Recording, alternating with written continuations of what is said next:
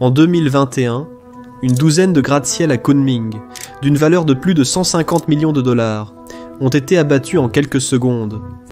Ils n'étaient pas structurellement dangereux ou quoi que ce soit de ce genre. Soi-disant, ils génaient un objectif de produit intérieur brut de 5%. Ce moment en dit long sur la manière dont la Chine a poursuivi la croissance pendant des décennies. Construire vite, construire grand, et se soucier du but plus tard. Mais maintenant, ce modèle s'essouffle et Pékin veut faire les choses différemment. Il investit dans des industries comme l'intelligence artificielle, la robotique et les appareils intelligents pour améliorer la façon dont ses habitants vivent et travaillent. De 2025 à 2035, le pays prévoit de croître de 5% par an. Si cela se maintient, son produit intérieur brut par habitant doublera par rapport au niveau de 2020. En effet, Pékin rejoindra le club des riches d'ici 2035. C'est le rêve de la Chine depuis plus d'un siècle, mais il y a un léger problème. La croissance du produit intérieur brut n'est pas toujours une croissance productive. Vous pouvez construire une autoroute, la démolir, la reconstruire exactement comme avant, la démolir à nouveau, et faire cela encore, et tout cela sera enregistré comme croissance économique. Construction ou destruction, le produit intérieur brut ne se soucie pas de l'activité, il compte juste l'argent. Cette faille n'est pas unique à la Chine, mais les responsables locaux l'ont utilisée pour atteindre leurs objectifs de produit intérieur brut.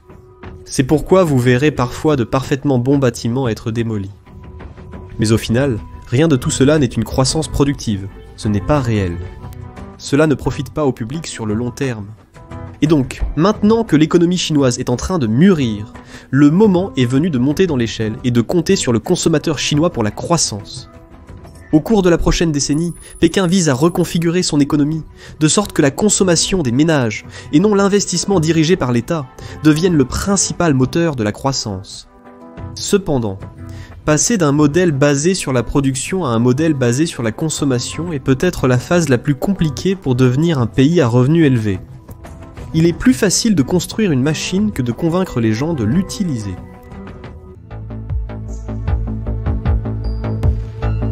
En 2023, le produit intérieur brut par habitant de la Chine était de 12 600 $, ce qui est juste en dessous du seuil de revenu élevé de la Banque mondiale de 13 800 $. Cependant, ce seuil devrait augmenter régulièrement, atteignant 15 700 $ d'ici 2028 et 18 200 d'ici 2035.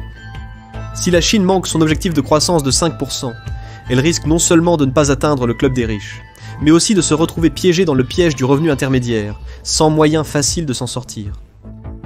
Même ainsi, le produit intérieur brut seul néglige un élément clé de la véritable richesse, le consumérisme.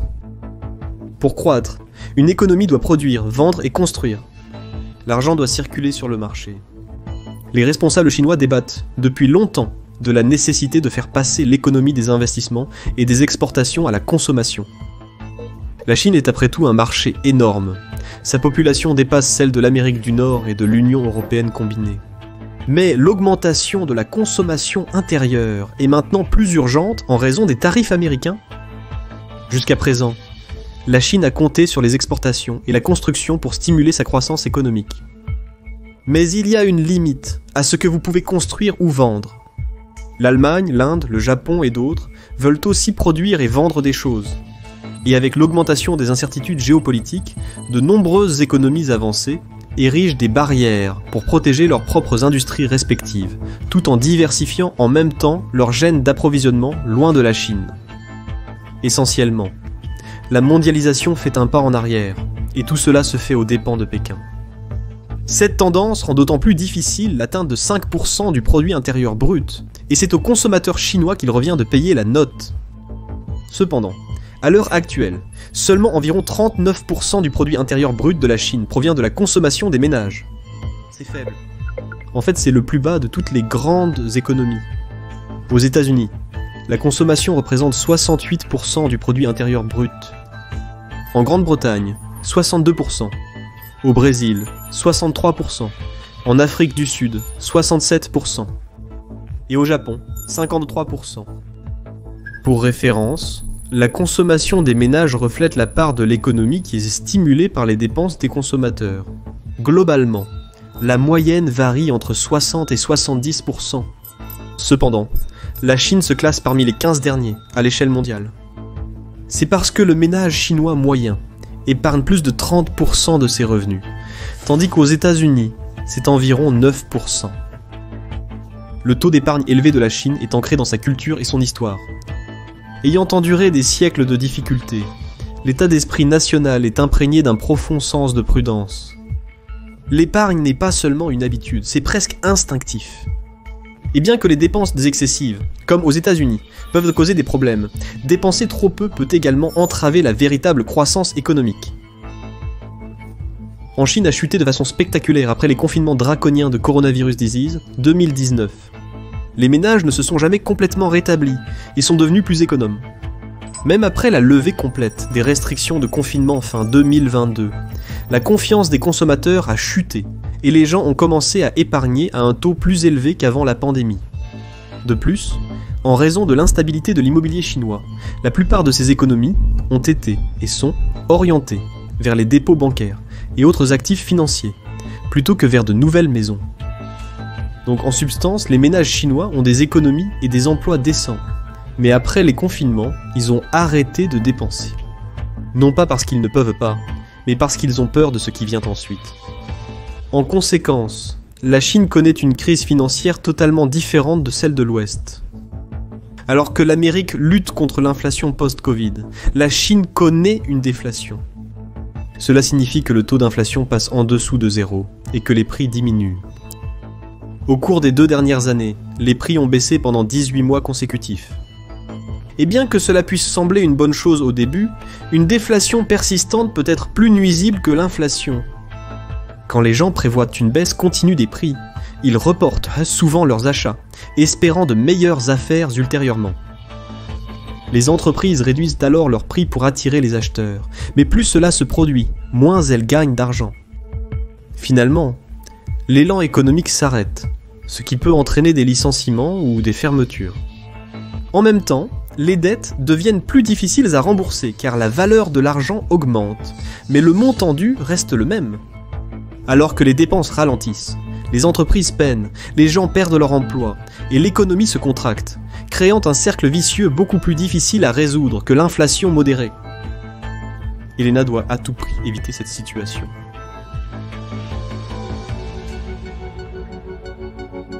Pour débloquer son énorme potentiel de dépenses des consommateurs, Pékin a élaboré un plan d'action.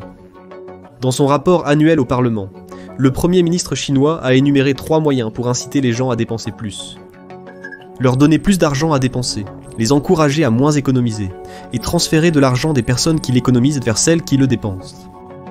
En accord avec ces 3 principes, le même plan promet également d'augmenter les salaires minimums locaux, d'augmenter les subventions de santé et les pensions, d'améliorer les congés payés, d'élargir l'aide à la garde d'enfants, de développer l'accessibilité au logement, et de donner plus de temps libre aux travailleurs pour faire leurs achats et dépenser leur argent. Au total, ces stimuli fiscaux supplémentaires représentent 2% du produit intérieur brut. La Chine considère clairement les dépenses des ménages comme un élément clé pour devenir un pays à revenus élevés. Mais il y a un hic. La Chine pourrait être trop vieille pour s'enrichir. Sa population diminue avec une baisse du taux de natalité pendant 3 années consécutives. Si le taux de natalité reste à 1,0, la population de la Chine pourrait diminuer à environ 760 millions, d'ici 2100 selon l'Organisation des Nations Unies. L'estimation haute est d'1,1 milliard. La basse est de 480 millions, mais 760 millions est le plus probable. Dans tous les cas, cette transformation démographique sera le plus grand défi de la Chine dans les années à venir. Changera fondamentalement le pays tel que nous le connaissons. Selon l'Organisation mondiale de la santé, la population d'un pays est considérée comme vieillissante, quand plus de 7% de ses habitants ont 65 ans ou plus.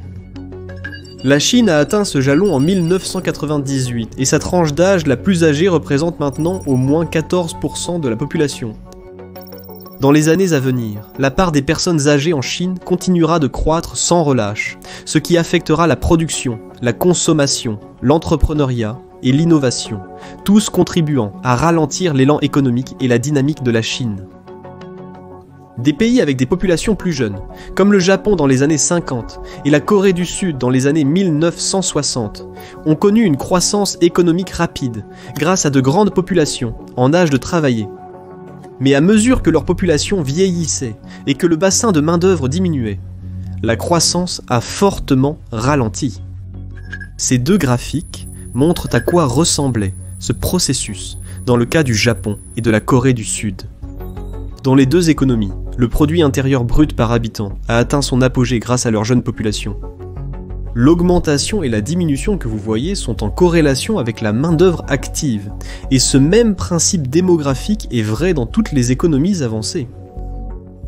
La Chine est devenue l'usine du monde précisément parce qu'elle avait une moyenne de 23,4 millions de naissances par an de 1962 à 1990. Ce nombre de naissances est maintenant de 11,8 millions pour 2020 et est probablement encore plus bas aujourd'hui. La crise démographique de la Chine rappelle ce qui s'est passé dans d'autres sociétés vieillissantes.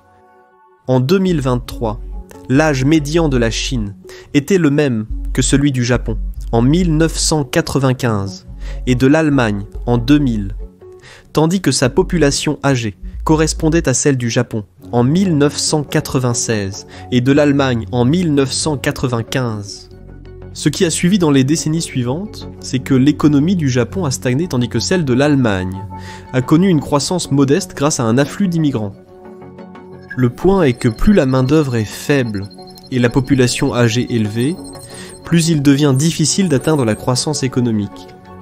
En fait, après le jalon des 15% de personnes âgées, les grandes économies ont constamment eu du mal à croître de plus de 4% du produit intérieur brut pendant plus d'une décennie. Ce que la Chine essaie de faire n'est pas impossible, mais improbable. La solution de Pékin à sa population vieillissante est l'innovation. Elle investit massivement dans l'intelligence artificielle et la robotique pour compenser le frein économique de sa démographie vieillissante. Cependant, c'est un territoire inexploré. C'est une première. L'innovation peut gagner du temps, mais ne remplacera pas la demande. L'intelligence artificielle et les robots ne consomment pas comme le font les gens. Ils consomment de l'électricité, mais cela ne stimule pas la demande dans l'économie de la même manière que les dépenses humaines. Tout bien considéré, la Chine se trouve à un carrefour. Pendant des décennies, elle a grandi en construisant pour le monde. Maintenant, elle doit apprendre à construire pour elle-même. Ce passage de producteur à consommateur, de la quantité à la qualité, nécessite plus qu'une simple politique économique. Cela nécessite une refonte complète de la façon dont les gens en Chine travaillent, dépensent et vivent. Ce changement ne se fera pas immédiatement. Mais si Pékin peut alléger le fardeau des ménages et s'adapter à sa société vieillissante, alors une croissance lente, régulière et menée par les consommateurs pourrait s'avérer plus puissante que les années de boom ne l'ont jamais été. Si la Chine réussit cela, elle ne se contentera pas de rejoindre les rangs des nations riches. Elle aura réécrit le manuel sur la manière d'y parvenir. J'ai été votre hôte Shervan de Caspian Report, merci pour votre temps et salle.